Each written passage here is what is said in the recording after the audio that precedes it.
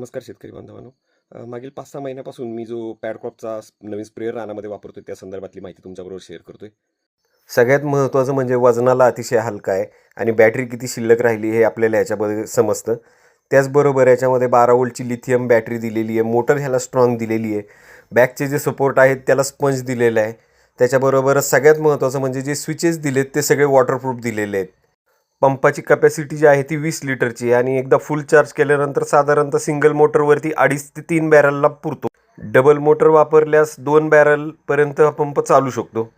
फवारणी करताना पाठीला त्रास होऊ नये म्हणून ॲक्युप्रेशर सपोर्ट आणि बॅक सपोर्ट दिलेला आहे.